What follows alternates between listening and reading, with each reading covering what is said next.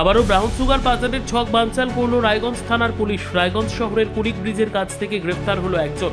গ্রেফতার হওয়া যুবকের কালিয়াচকের বাসিন্দা, নাম সামিম শেখ, বয়স 27 বছর। পুলিশ জানিয়েছে অভিযুক্তের কাছ থেকে উদ্ধার হয়েছে প্রায় 100 গ্রাম ব্রাউন সুগার, যেটি রায়গঞ্জ শহরের আশপাশেই হস্তান্তর করতে আসছিল অভিযুক্ত।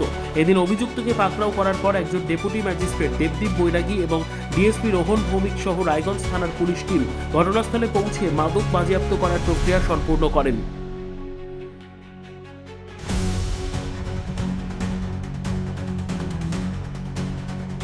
এখানে দেখলাম যে ওনাকে ধরলো, ধরে নিয়ে সার্চ করলো। আমার সাথে আরেকজন ছিল দাঁড়ায়, উনিও দেখলো, সার্চ করলো। সার্চ করার পরে ব্রাউন সুগার না কি পাতা সেটা তো বলতে পারছি না, কিন্তু ওটা পেলো।